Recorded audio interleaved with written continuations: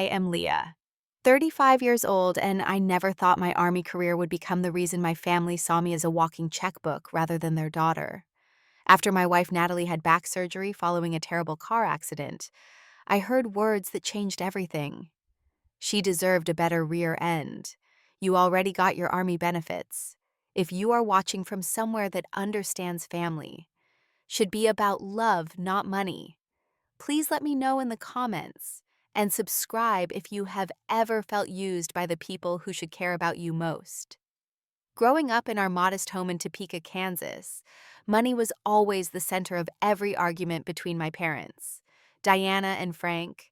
My mother and father would scream about unpaid bills late into the night, while I covered my ears with my pillow, promising myself that one day I would escape this financial prison.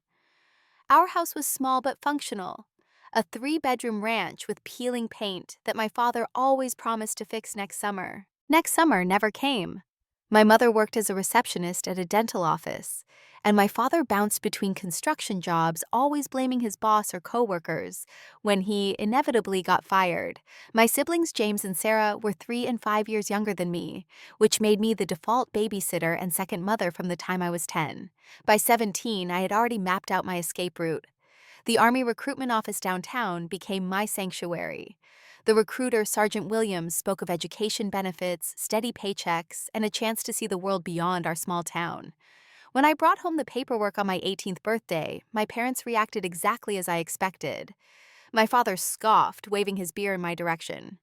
"Your mother needs help with your brother and sister. Who will watch them if you run off playing soldier?" My mother was more direct. "The military is for people who cannot do anything else with their lives, Leah. Is that what you want people to think about you?" But for once, I stood firm. On a warm June morning after graduation, I boarded a bus to basic training, carrying everything I owned in one duffel bag. The weight of obligation lifted from my shoulders with every mile that separated me from Topeka. The first few months of my enlistment, my family barely contacted me. My mother called once to complain that Sarah needed new school clothes and they could not afford them. I sent $200 for my first paycheck. It was the beginning of a pattern I did not yet recognize.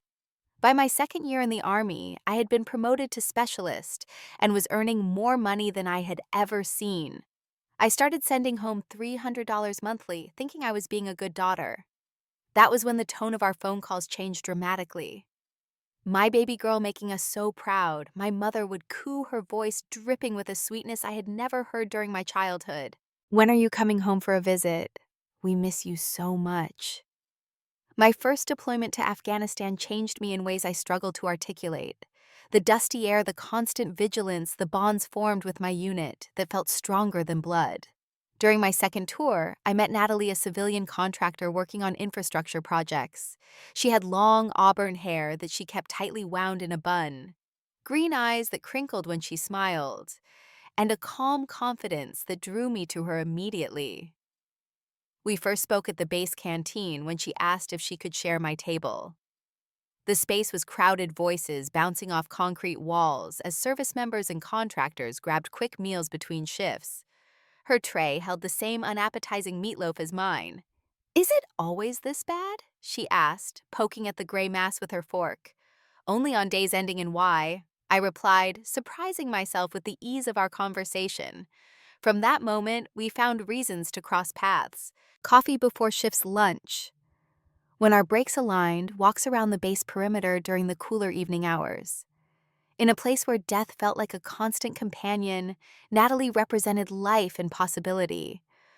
Our romance blossomed against the backdrop of war. When my tour ended, we faced the prospect of separation with dread, until Natalie made a bold suggestion. "I can request a stateside position," she said, her fingers intertwined with mine as we sat on sandbags watching the sunset over the mountains. "Unless you are planning to re-enlist?" I was not. After 8 years of service, I was ready to use my GI Bill for nursing school. 3 months later, we were both back on American soil. 6 months after that, we were married in a small ceremony in Seattle, where Natalie had secured a job as a graphic designer. I felt nervous introducing her to my family. Not because Natalie was a woman, but because part of me already knew they would judge her worth based on her income. The first meeting confirmed my fears. We drove to Kansas for Thanksgiving that year. My parents had moved to a slightly larger house purchased, I later learned, with the money I had been sending home. My mother hugged me tightly, but gave Natalie a quick, stiff embrace. "So you work with computers?" my mother asked Natalie over dinner. "I design marketing materials for clients." Natalie explained, her smile genuine, despite my mother's thinly veiled disinterest. "Computers," my mother repeated dismissively. "Well, at least one of you has real benefits. Our Leah was always the smart one, making sure she got those army perks." My father nodded vigorously. "That GI Bill is gold. Smart girl, our Leah." I felt my chest tighten as they discussed me as if I were a particularly clever investment that had paid off. Later that night, in the privacy of our old guest room, Natalie squeezed my hand. "They are proud of you," she whispered. "Not proud," I corrected, "impressed by what I can provide." That visit set the stage for what was to come.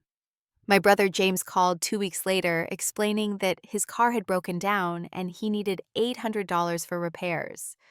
My sister Sarah needed help with community college tuition. My parents hinted about helping with their mortgage payment after my father was laid off again. Each request came with effusive gratitude, followed by subtle reminders of family loyalty. I paid without complaint, believing that financial security meant I had a responsibility to help. Natalie never objected, though I sometimes caught her watching me with concern as I wrote yet another check. Our life together fell into a comfortable routine after I received my honorable discharge. We rented a cozy 2-bedroom apartment in Seattle, close enough to downtown, for Natalie to commute easily, but far enough away that we could afford the rent. I enrolled in nursing school, throwing myself into anatomy and physiology, with the same determination that had gotten me through military training. Natalie thrived at her design firm, working primarily with local businesses on branding and marketing materials. Her creativity manifested in beautiful logos and advertisements that she would show me proudly, eyes bright with accomplishment. I loved watching her work, the way she could transform blank screens into visual stories. Our first major family gathering after our wedding was my father's 50th birthday. My mother insisted we fly back to Kansas for the weekend, emphasizing how important it was for the whole family to be together. The subtext of her request became clear at dinner the first night. "So, Leah," my father began after his third beer, "that Army pension must be nice. And free health care too, right? I do not receive a pension." "Dad," I corrected, "I did not serve long enough, and my healthcare benefits have limitations." "But you get money for school," James interjected, "and you can get a VA loan for a house." His tone carried an accusation that I could not quite identify. "Natalie designs for some big clients," I said, trying to redirect the conversation. "She just finished a campaign for a national coffee chain." My mother nodded absently. "That is nice, dear. But about those VA loans, have you looked into investment properties? Your father and I were thinking about downsizing, and if you could help us with a down payment on something smaller." The conversation continued in this vein throughout the weekend. My accomplishments were measured exclusively by their financial implications. Natalie's career was treated as a quaint hobby. By Sunday evening, both my siblings had approached me privately with requests for loans, James for car repairs, and Sarah for help with rent. On the flight home, Natalie rested her head on my shoulder. "Your family is very focused on practical matters," she said diplomatically. "You mean they see us as an ATM?" I replied, the truth of it settling uncomfortably in my chest. The request continued over the following months. Each time my phone displayed a Kansas area code, my stomach would tighten. Each conversation began with brief pleasantries before pivoting to financial needs. I kept a spreadsheet of the loans, though deep down I knew they would never be repaid. Then came the accident. Natalie was driving home from work on a rainy February evening when a truck ran a red light, slamming into the driver's side of our sedan. I received the call from the emergency room, the words "serious but stable" echoing in my head as I raced across town. She had 4 broken ribs, a punctured lung, and severe damage to her lower spine. The doctor spoke of surgery, of metal rods and pins, of lengthy rehabilitation. The specialist, a neurosurgeon with kind eyes and blunt words, laid out our options. The standard procedure would stabilize her spine, he explained. But there are advanced techniques that could potentially restore more mobility and reduce long-term pain. They are not all covered by insurance. How much, I asked, already mentally cataloging our savings. The figure he named would consume everything we had put aside, plus more. Natalie tried to protest when I told her I wanted the advanced procedure. "We cannot afford it," she whispered, her voice weak from pain medications. "The standard surgery will be fine. You deserve the best care possible." I insisted, kissing her forehead. "We will figure out the rest later." I called my mother that night, not asking for money, but seeking emotional support. Her response was telling. "Well, thank goodness for those military benefits. At least the basic stuff will be covered, right?" When I explained that we would still face significant out-of-pocket expenses, the line went quiet. "I am sure you will figure it out," she finally said. "You always were resourceful." As Natalie's surgery date approached, the financial requests from my family increased rather than decreased, despite them knowing our situation. James needed money for his son's braces. Sarah had car trouble again. My father hinted about helping with property taxes. Each time I explained our circumstances, I was met with variations of the same response. "But you have those army benefits. You will be fine." The resentment grew slowly, like a cancer. I could not see, but could increasingly feel. I began screening calls, letting most go to voicemail.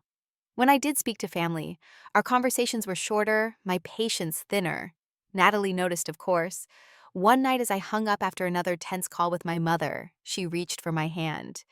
"They do not mean to be selfish," she said gently.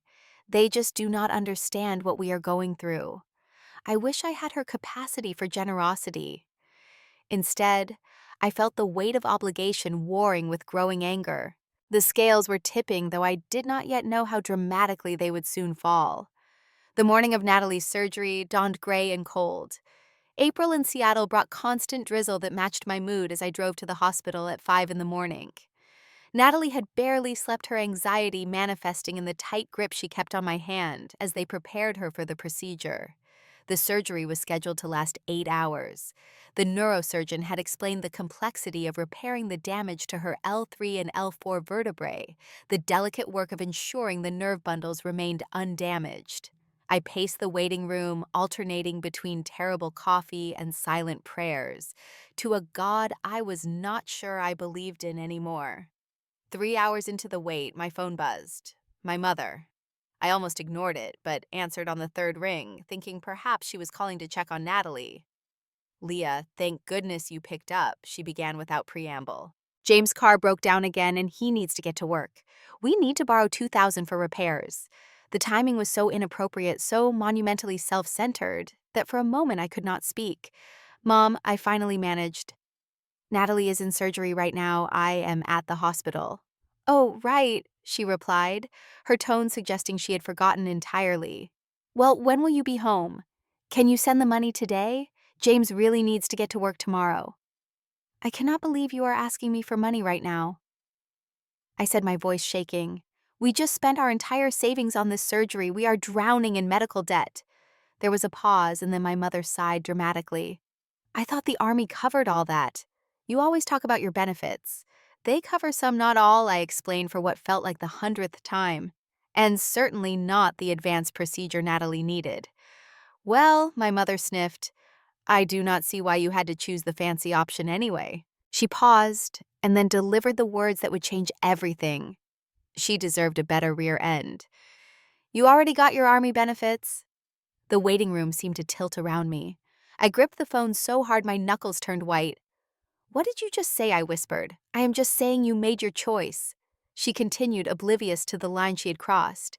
"You chose to spend your money on her surgery instead of helping family. I thought blood meant more to you than that." I ended the call without another word.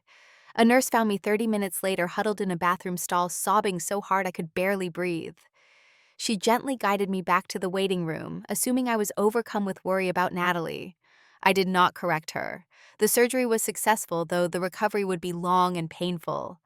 Natalie spent 5 days in the hospital before we were allowed to bring her home. Our apartment now centered around a hospital bed in the living room, with a schedule of medications, physical therapy exercises, and wound care dominating our lives. I took a leave of absence from nursing school to care for her, picking up night shifts at a local pharmacy to keep some income flowing. Sleep became a luxury, squeezed into 3-hour increments between work and Natalie's needs. Through it all, my mother's words echoed in my head. She deserved a better rear end. You already got your Army benefits.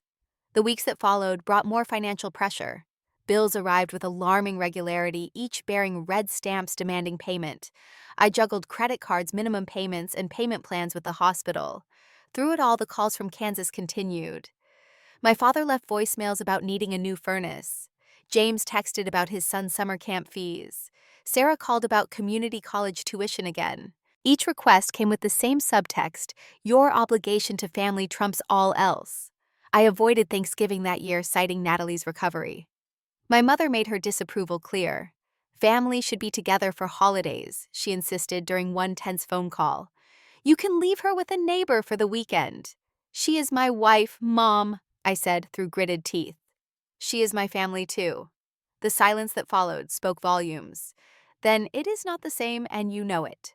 After that conversation, my mother organized a family dinner at their home and insisted we attend via video call. Unable to think of a reasonable excuse, I propped the tablet on our dining table, angling it so Natalie could participate from her recliner. The dinner quickly devolved into a family discussion about money with pointed comments directed our way. James just got a promotion, my mother announced proudly. Not as good as military benefits, of course, but he works hard. My brother smirked. Yeah, no free college for me. Some of us have to pay our own way. Natalie squeezed my hand as I bit back a retort about the thousands of dollars in loans I had given him. How are you feeling, Natalie? Sarah asked, the only genuine inquiry of the evening. Better each day, Natalie replied with a forced smile. The physical therapy is helping. My father grunted. Those medical bills must be piling up. Good thing you have those benefits, Leah. The rest of us would be bankrupt. We actually are struggling, I admitted. The insurance only covered about 60% of the surgery. My mother waved dismissively. You will figure it out. You always do. Speaking of figuring things out, your father and I are thinking about a trip to Florida this winter. We could use some help with the airfare. The conversation continued in this vein for another 20 minutes before I faked a poor connection and ended the call. Natalie was quiet afterward, her eyes fixed on the ceiling. They do not see me as part of your family, do they? She finally said, her voice small. They see me as an expense, a burden on their resource. Their resource, I corrected, the truth crystallizing. They see me as their resource. That night after Natalie had fallen asleep, I sat at our kitchen table with a calculator and our bank statements. The total amount I had given my family over the past 5 years was staggering, nearly equal to a down payment on a modest home. None of the loans had been repaid. Not $1. As I stared at the figures, tears slid down my cheeks.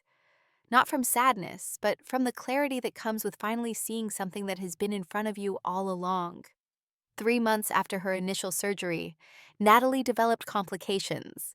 What began as increased pain in her lower back escalated to numbness in her right leg. An emergency MRI revealed inflammation pressing against her spinal cord near the surgical site. The doctor recommended immediate intervention to prevent permanent nerve damage. The estimated cost of this second procedure, coming so soon after draining our savings for the first, felt like a physical blow. I sat in the consultation room, the doctor's words washing over me in waves of panic. Our credit cards were maxed out. My student loans could not be deferred any further. The pharmacy had cut back my hours due to seasonal staffing. For the first time since leaving Kansas, I found myself with nowhere to turn but back. The call to my parents was humbling. I had never asked them for financial help before. Always, it had been the other way around. My hands shook as I dialed their number from the hospital cafeteria. My mother answered on the fourth ring. Leah, this is a surprise. Is everything okay? I swallowed hard. No, Mom. Everything is not okay. Natalie needs another surgery. The complication is serious. We need help.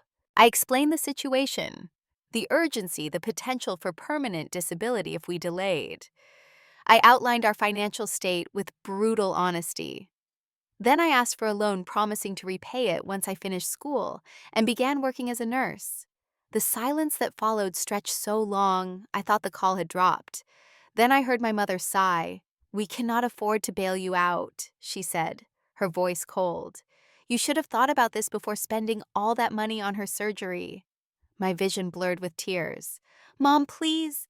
I have never asked you for anything. I have given you and Dad, James, and Sarah thousands over the years, and now you want it back?" she asked incredulously. "That is not how family works, Leah. You help because we are blood, not because you expect repayment." "I'm not asking for that money back," I clarified, desperation edging my voice. "I am asking for help, just this once when I really need it." My father had apparently been listening on another extension. He cut in, his voice gruff. "Your choice to marry someone without good insurance is not our problem. You made your bed, Leah." The call ended shortly after, with no help offered. I sat in the cafeteria for nearly an hour, too numb to move. When I finally returned to Natalie's room, she took one look at my face and knew. "They said no," she whispered. I nodded, unable to speak past the lump in my throat. Her eyes filled with tears. "I am so sorry I am putting you through this." I crossed to her bed and carefully gathered her in my arms. "You have nothing to apologize for. Nothing." That night I called everyone I knew, cobbling together loans from Army friends and my nursing school classmates. A former sergeant started a GoFundMe that raised nearly half of what we needed in 2 days. Not a single donation came from anyone in my family. The second surgery was scheduled for the following week. 2 days before the procedure, my sister Sarah called unexpectedly. "I heard about the fundraiser," she said without preamble. "Why did you tell strangers about your problems but not family?" I told you. I corrected. "You and Mom and Dad. You refused to help." She scoffed. "Well, Mom said you were just being dramatic. She said Natalie probably does not need another surgery, that she is just milking your benefits." My hand tightened on the phone. "What are you talking about?" Sarah seemed to realize she had said too much. "Nothing, forget it. No, tell me what Mom has been saying," I insisted. What followed was a revelation that shook the foundations of my world. According to Sarah, my parents had been telling extended family and friends that Natalie had married me for my military benefits, that she was exaggerating her injuries to avoid working, that I was being manipulated and taken advantage of. While I had been working double shifts to pay medical bills, my family had been spinning a narrative that painted my wife as a gold digger and me as a fool. The final piece of the puzzle fell into place when Sarah let slip that James had used the $2,000 I had given him for emergency house repairs to make a down payment on a boat he had been proudly showing off at family gatherings, while I skipped meals to afford Natalie's medications. I called an emergency family meeting via video conference the next day. For once, everyone made themselves available, perhaps sensing the unusual gravity in my voice. My parents sat side by side on their couch. James lounged in what appeared to be a new recliner. Sarah perched nervously on the edge of her bed. "I have learned some disturbing things," I began without preamble. "About what you have been saying about Natalie. About how the money I have given you has been spent." My mother immediately went on the defensive. "I do not know what Sarah told you, but she misunderstood." "Did she misunderstand you, calling my wife a gold digger?" I asked, my voice steady despite the rage building inside me. "Did she misunderstand James buying a boat with money I gave him for home repairs while I can barely afford my wife's medication?" James flushed red. "That is my business what I do with gifts." "Gifts?" I echoed. "You called it an emergency. You said your roof was leaking and you had no way to fix it." My father leaned forward. "Now listen here, Leah. Family helps family. We should not have to account for every penny to you." "No, you do not." I agreed. "And I should not have to justify my wife's medical needs or defend our marriage to you. Yet here we are. You have changed since you married her," my mother said accusingly. "You used to understand the importance of family." "I still do." I replied. "That is why I am putting my wife first. She is my family now." The conversation escalated quickly. Years of resentment boiled over as my father suggested I should have married someone with better financial prospects. My mother lamented that I was throwing away money on Natalie's medical needs that could have helped my brother's children attend better schools. The final breaking point came when my father, frustrated by my refusal to back down, said the words I will never forget. "We gave you life, Leah. You owe us." In that moment, I saw with perfect clarity what I had been to them all along. Not a daughter, not a sister, but an investment that was expected to pay dividends for the rest of my life. I owe you respect as my parents, I said quietly. I owe you gratitude for raising me. I do not owe you unlimited financial support at the expense of my own family's well-being. With those words, I ended the call, and with it a chapter of my life I had long outgrown. The decision to cut off financial support to my family was both the hardest and easiest choice I had ever made. Hard because it meant acknowledging painful truths about the people who raised me. Easy because once those truths were acknowledged, there was really no other option. I spent the weekend before Natalie's second surgery creating a detailed spreadsheet. Every loan, every gift, every financial contribution I had made to my family over the past decade was meticulously documented. The total came to nearly $72,000. Seeing the number in black and white solidified my resolve. After Natalie was stable following her procedure, I arranged another family meeting. This time, I insisted on in person. My parents protested, but eventually agreed when I said it would be the last time I asked anything of them. 3 weeks after Natalie's surgery, when she was well enough to travel short distances, we flew to Kansas.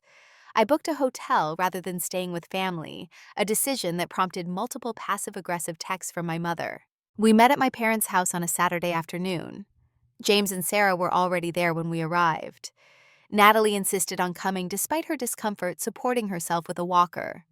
The looks of surprise on my family's faces when they saw her frailty told me they had indeed believed she was exaggerating her condition. My mother made a show of helping Natalie to the most comfortable chair, her solicitousness at odds with everything I now knew she had been saying behind our backs. My father offered drinks that we politely declined. The air was thick with tension as we all settled into the living room. I want to thank you for meeting with us, I began formally. I have something important to discuss. From my bag, I withdrew several copies of the spreadsheet I had prepared and handed them out.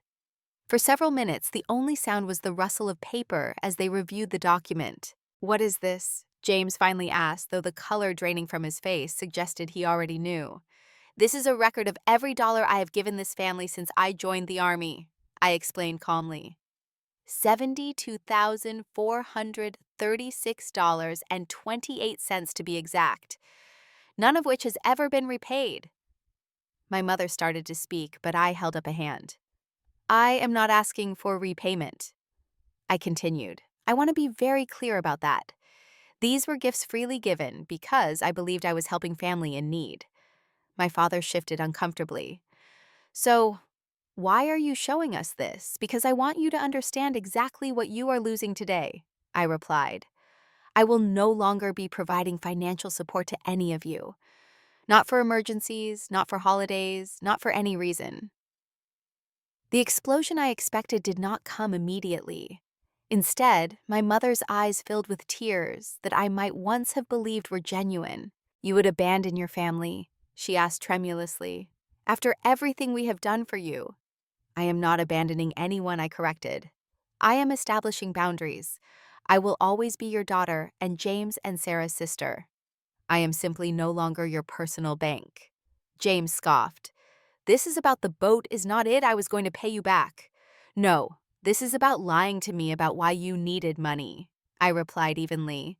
This is about our parents telling people that my wife married me for benefits while she was recovering from major surgery. This is about the fact that not one of you offered to help when we were desperate, despite the thousands I have given you over the years. Sarah at least had the grace to look ashamed. My parents, however, quickly shifted to anger. After everything we sacrificed for you, my father thundered, this is how you repay us. I expected this reaction, I said, remaining calm. This is exactly why I knew I needed to do this in person with Natalie present, so you could see the reality of our situation. And so you could understand that this decision is final. Natalie, who had been silent until now, spoke softly. I never wanted to come between Leah and her family. I have encouraged her to maintain relationships with all of you, even when it was clear you did not approve of me. My mother bristled. This is a private family matter. She is my family, I interjected, taking Natalie's hand.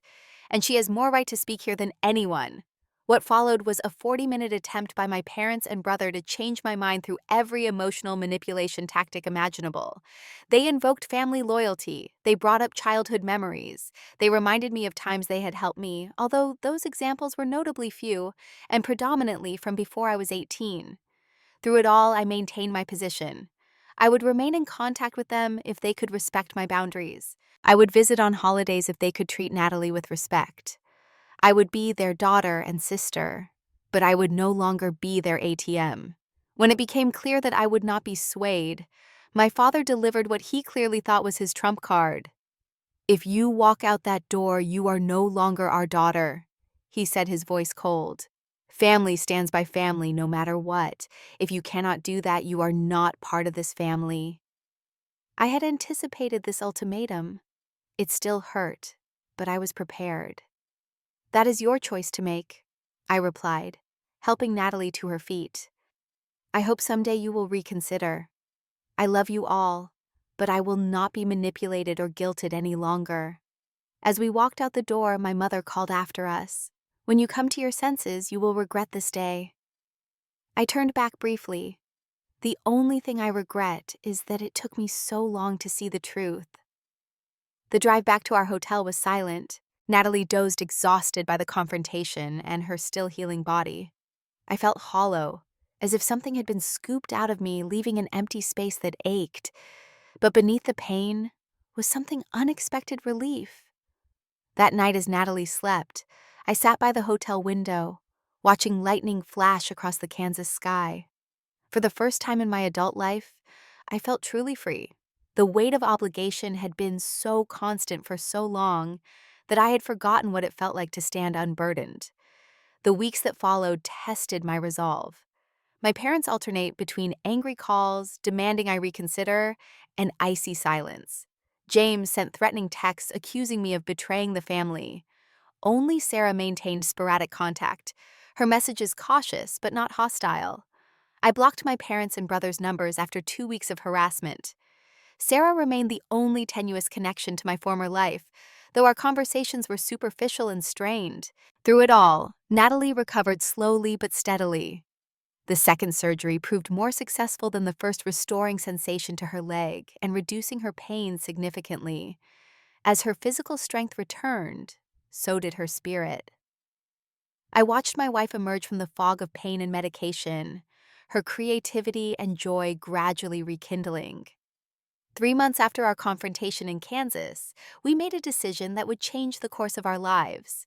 We would leave Seattle with its constant rain and painful memories and start fresh somewhere new.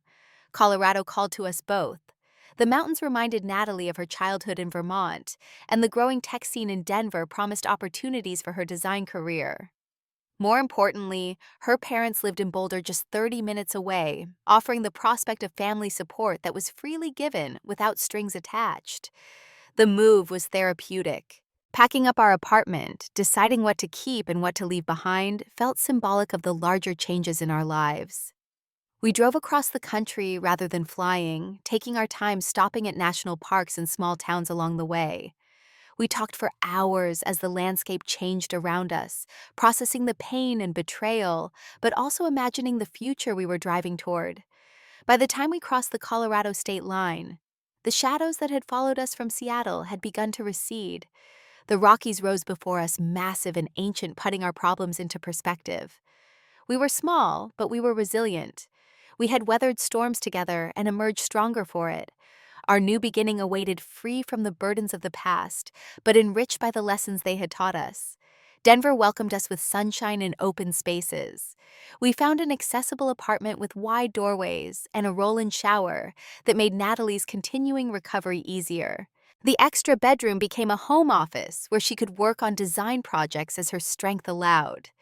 The balcony offered mountain views that soothed something deep within us both. Natalie's parents, Margaret and Thomas, were everything my own parents were not. They helped us move and stocked our refrigerator, and never once made me feel like an outsider. Thomas, a retired carpenter, built custom ramps for the small steps in our apartment. Margaret, who had been a physical therapist before retirement, helped Natalie with exercises to rebuild her strength. I watched their interactions with a mixture of joy and grief, seeing what family support could and should look like. They gave without expectation of return. They respected our independence while offering help that actually helped, rather than creating obligation. Most importantly, they treated us as a unit, never separating their daughter from her wife in their consideration or affection. Margaret hugged me as tightly as she hugged Natalie. Thomas asked my opinion on home improvement projects with the same deference he showed his daughter. I re-enrolled in nursing school, transferring my credits to the University of Colorado. The VA hospital in Denver offered me a part-time position as a patient care technician work that accommodated my class schedule while providing steady income. For the first time since Natalie's accident, we began to rebuild our financial stability. Natalie recovered enough to take on freelance design projects working from home at her own pace. A local brewery became her first Colorado client, followed by a boutique hotel chain. Her portfolio grew as her body healed her confidence, returning with each successful project. The absence of constant financial demands from my family allowed us to create a savings plan. Each month we put aside what we could, slowly rebuilding the emergency fund that had been depleted by medical bills. The freedom from that particular stress was immeasurable. There were difficult moments, of course. Holidays especially brought pangs of loss. Thanksgiving with the Millers was warm and loving, but I still found myself thinking of Kansas, of the family table, where I no longer had a place. My sister Sarah called on Christmas morning. The conversation was awkward but civil. She asked about Natalie's health and seemed genuinely pleased to hear of her improvement. She mentioned casually that James had sold his boat after discovering the true cost of maintenance. She did not mention our parents, and I did not ask. January brought an unexpected email from a name I recognized as a distant cousin. The message was brief, but devastating. My mother had been telling family members that I had cut them off because Natalie had turned me against them, that I had abandoned them in their time of need. The narrative painted me as ungrateful and cruel, my wife as manipulative and greedy. I sat staring at the screen long after I finished reading, tears streaming down my face. Natalie found me there and read over my shoulder, her hands gentle on my shoulders. "They will never see the truth, will they?" I whispered. "Some people cannot afford to," she replied softly. "It would cost them too much of their self-image." That night, unable to sleep, I found myself searching for support groups for veterans estranged from family. To my surprise, there were several. The stories I read in online forums echoed my own with eerie similarity. Men and women who had served their country only to return and find themselves viewed as financial resources rather than sons and daughters. I joined one such group that met monthly at a community center near our apartment. The first meeting was terrifying. Speaking my truth aloud to strangers made it real in a way that even confronting my family had not. But the understanding in those veterans' eyes was balm to wounds I had thought would never heal. Scott, a former Marine who had cut ties with his family after they stole his identity and ran up thousands in debt while he was deployed, summed it up best. "They say blood is thicker than water, but that is not the full phrase. The blood of the covenant is thicker than the water of the womb. The family you choose, the bonds you forge by choice rather than birth, those are the ones that truly matter." His words resonated deeply. Looking around that circle of men and women who had faced similar betrayals and made the difficult choice to walk away, I felt a kinship that transcended shared military experience. These were people who understood the particular pain of being valued for what you could provide, rather than who you are. As winter gave way to spring, Natalie progressed to using a cane rather than a walker. We celebrated with a picnic in a nearby park, the mountains providing a majestic backdrop to our small victory. She surprised me by standing unaided long enough to wrap her arms around my neck and kiss me properly for the first time in nearly a year.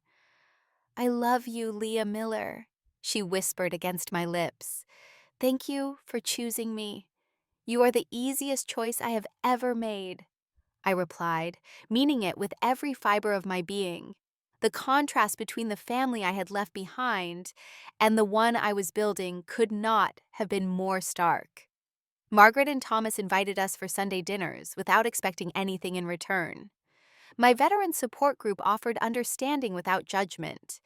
Our new friends in Denver accepted us as we were our history. Interesting, but not defining. As Natalie grew stronger, we began to explore our new city. We found favorite coffee shops and hiking trails accessible enough for her improving mobility. We discovered a community of artists and designers who welcomed Natalie's talent regardless of her physical limitations. We built a life that was wholly ours, unburdened by expectations we had not agreed to fulfill. 1 year after cutting ties with my family, I received a friend request on social media from my niece James' daughter Maya. She was 16 now, old enough to seek contact on her own. Her message was simple: "I miss you, Aunt Leah. Can we talk?" I sat with the request for days, uncertain. James would be furious if he knew his daughter had reached out. My parents would see it as a betrayal. But Maya was innocent in all of this, a child caught in the crossfire of adult conflicts. After discussing it with Natalie and my therapist, I accepted the request with clear boundaries. We could communicate privately. I would not discuss family disputes or attempt to turn her against her parents. I would not send money or gifts that could be misconstrued as attempts to buy her affection. Our cautious reconnection became one of the unexpected joys of that year. Maya was thoughtful and perceptive, sharing her life in Kansas without pressure or agenda. Our conversations centered on her interests in photography and science, her questions about college and career paths. She never asked for anything beyond my attention and advice. 2 years after our move to Colorado, Natalie was offered a position as creative director at a growing marketing firm in Denver. The salary was double what she had made freelancing, with benefits that would significantly reduce our healthcare costs. We celebrated with dinner at a restaurant we could never have afforded in the early days of her recovery. I graduated from nursing school that same month, walking across the stage to accept my diploma, while Natalie cheered from the audience, standing without assistance for the entire ceremony. 2 weeks later, I accepted a position in the trauma unit at the VA hospital, my military experience and nursing training making me an ideal candidate. For the first time since her accident, we found ourselves financially secure. We paid off the last of the medical debt that had haunted us. We started saving for a house. We began to discuss the possibility of starting a family through adoption, a dream we had put aside during the years of recovery and struggle. Through it all, I maintained my boundary with my birth family. Sarah and I exchanged occasional texts. Maya and I had our private conversations. James, my father, and my mother remained cut off, their attempts at contact becoming increasingly rare as they accepted that my decision was final. The grief of that loss never fully disappeared, but it changed shape. What had once been a raw, bleeding wound became a scar sensitive to the touch, but no longer threatening. I could think of my childhood without pain separating the good memories from the pattern of exploitation that followed. 3 years after that fateful confrontation in Kansas, a letter arrived in our mailbox. The handwriting on the envelope belonged to my sister Sarah. Inside was a 5-page handwritten apology that must have taken hours to compose. She wrote of her own journey to understanding what had happened in our family, of watching our parents repeat the pattern with James' children now that I was no longer available, of her growing discomfort with the family narrative that painted me as the villain, of her slow recognition that what had been done to me was wrong. I cried as I read her words, not from pain, but from the validation of having at least one family member acknowledge the truth. Natalie held me as I wept, her own eyes damp with empathetic tears. I waited a week before responding, wanting to be certain of my own feelings. My letter back to Sarah was shorter but no less heartfelt. I thanked her for her courage in reaching out. I expressed my hope that we might rebuild a relationship based on mutual respect rather than obligation. I invited her to visit us in Denver whenever she felt ready. 2 months later, she arrived at our doorstep, nervous but determined. The weekend she spent with us was awkward at first, but gradually warmed as we relearned each other as adults rather than as the roles we had occupied in our family of origin. She marveled at Natalie's artwork hanging on our walls, asked thoughtful questions about my work at the hospital, and never once mentioned money. As she prepared to leave, she hugged me tightly. "I am so sorry it took me so long to see," she whispered. "You deserved better from all of us." "We both did," I replied, including her in the circle of those who had been harmed by our family's dysfunction. Her visit was the beginning of a careful reconciliation, one based on new terms that we established together. She remained the only member of my birth family with whom I maintained contact, a relationship that existed separate from and unburdened by the patterns of the past. Looking back now, 3 years after making the hardest decision of my life, I can see how far Natalie and I have come. The path has not been easy, but it has led us to a place of peace and prosperity that once seemed impossible. Natalie has fully recovered from her surgeries. While she will always have some limitations, her mobility has improved beyond the doctor's most optimistic predictions. Her career as a creative director has flourished her natural talent, finding expression in award-winning campaigns. The pain that once dominated her days has receded to an occasional reminder rather than a constant presence. My own career in nursing has brought unexpected fulfillment. Working with fellow veterans at the VA hospital feels like giving back to the community that supported us when my birth family would not. The skills I learned in the military translate perfectly to the organized chaos of the trauma unit. I have found my calling in helping others through their most vulnerable moments, just as others helped us through ours. Last year, we bought our first home, a ranch-style house with mountain views and enough space for the family we hope to build. The guest room is ready for Sarah's occasional visits, and the visits from Natalie's parents that have become a regular part of our lives. The backyard has raised garden beds built at a height that allows Natalie to tend plants without strain. The most profound change, however, has been internal. I no longer carry the weight of impossible expectations or the guilt of failing to meet them. I no longer flinch when the phone rings anticipating demands disguised as requests. I no longer measure my worth by what I can provide to others at the expense of my own well-being. The healing journey has taught me lessons I never expected to learn. That family is defined by love and respect, not by DNA. That boundaries are not selfish, but necessary for healthy relationships. That giving from obligation creates resentment, while giving from love creates joy. Perhaps most importantly, I have learned that sometimes the most loving thing you can do for yourself and others is to close a door that only brings pain. The family mythology that blood is thicker than water, that family must be maintained at all costs, serves primarily to keep people locked in dysfunctional patterns that harm everyone involved. Breaking free required courage I did not know I possessed. It required facing the truth that the unconditional love I had sought from my parents might never be forthcoming. It required building a life based on what is, rather than what I wished could be. The family Natalie and I have created together. The chosen family of friends and supporters who surround us fills the space once occupied by obligation and disappointment. Our home rings with genuine laughter. Our relationships are built on mutual care rather than one-sided sacrifice. 2 months ago, we welcomed our first child through adoption. Emma is 4 years old, a bright-eyed girl who spent her early years in foster care. Like us, she knows the pain of family bonds that break. Like us, she is learning that new bonds can form stronger and healthier than those that came before. When I look at my wife and daughter playing in our backyard, I feel a completeness that once seemed impossible. We have built something beautiful from the ashes of betrayal.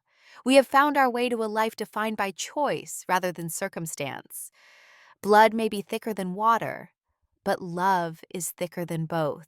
Real love, the kind that sees you fully and values you completely, not for what you can provide, but for who you are at your core.